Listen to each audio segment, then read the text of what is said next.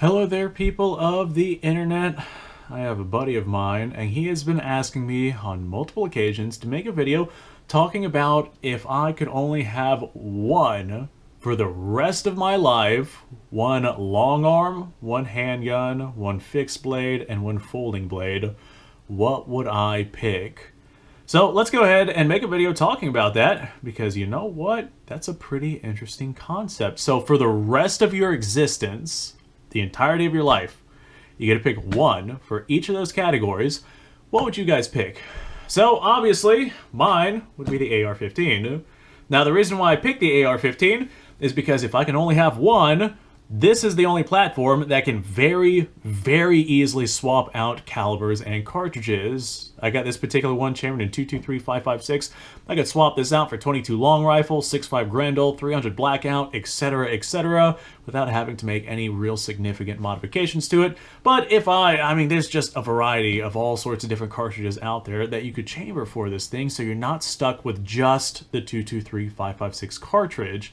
So if I had to pick one, I would pick something that I could shoot the most amount of things out of. This is a pretty gosh darn easy choice. Now that being said, if I was stuck with one and I could only choose one cartridge to go through that, the AR-15 would not be my choice. I'm sure this is not surprising to anyone. I would choose the AK-47. Chambered in 7.62 by 39, capable out to about 400 yards and beyond, but that's well beyond the threshold of my capabilities. My capabilities are well within the threshold of 7.62 by 39. It's a 123 grain projectile, traveling at about 2,400 or so feet per second. Not exactly a full power rifle cartridge, but man, that is powerful enough to be able to handle basically most of the things I would need to handle. I'd pick an AK that has a side rail on it, so I can mount an optic or a scope or something like that to it. Besides that, yeah, 7.62 by 39 is around that. And it's just one of the best universal do-everything rounds, in my own personal opinion. You can find soft points, specialty ammo, AP, tracer, etc. It's a very common cartridge used by militaries all over the world. Very inexpensive. You can get surplus of it basically from anywhere. And the reason why I chose the AK over the AR platform is because the AR platform, although it is exceptionally reliable, over long periods of time, especially as it gets more and more worn out, that reliability becomes less and less and less, versus the AK, which I have literally seen these ran off of rubber bands and like soda bottles and whatnot. So the AK is something that could be, you know, continuously ran for literally your entire life. Granted, you might shoot out your barrel, might become a smooth bore down the road, trying to avoid corrosive ammunition if you possibly can, etc. I don't know how many rounds you can put through an AK before you start to see significant barrel wear and diminished accuracy. I'm sure somebody over there from Afghanistan could probably tell me about that. So this right here would probably be my pick if I could not swap calibers in the AR. All right, now for the handgun. This was a tough one. This really was a tough one. Based off of what I currently own, I would probably go with my Star BM chambered in 9mm Parabellum.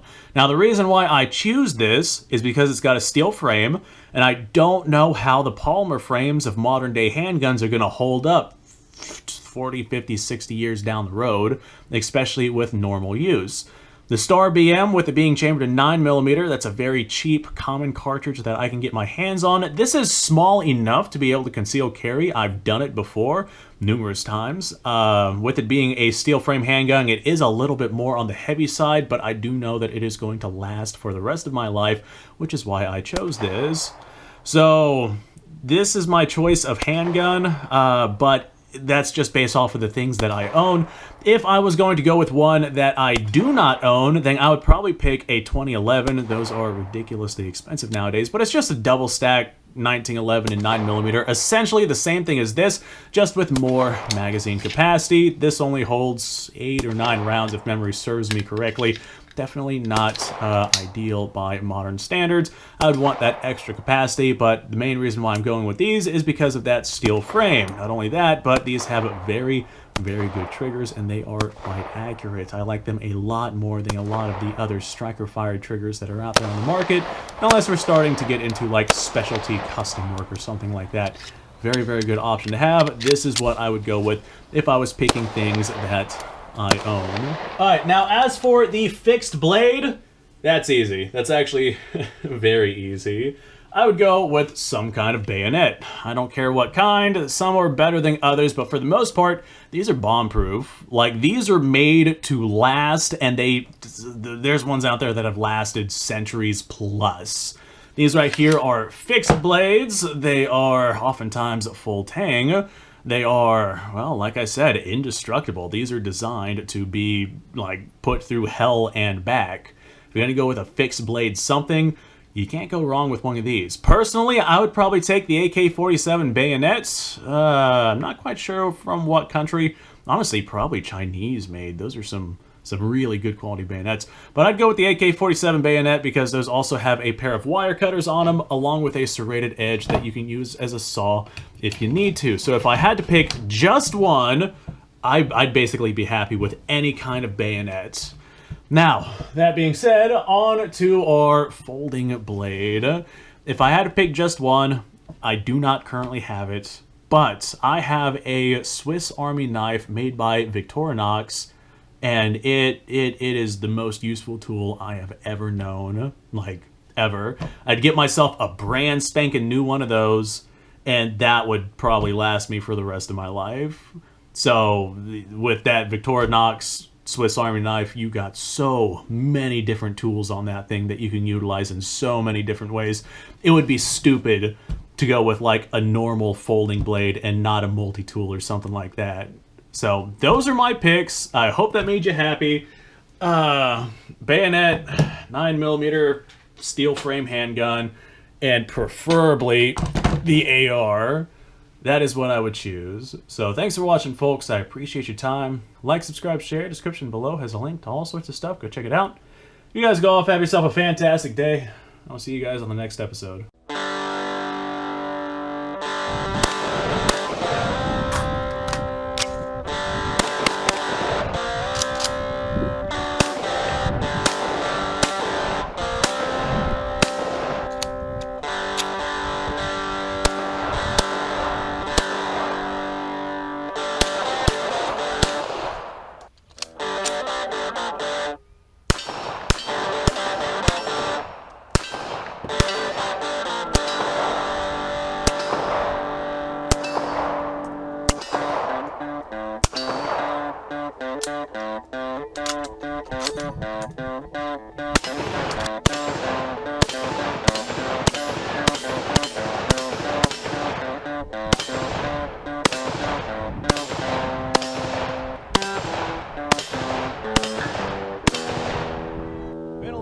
Since I've done this.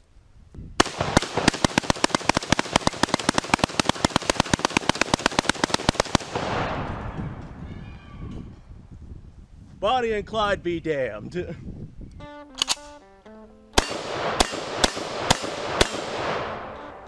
poor man's Garrett.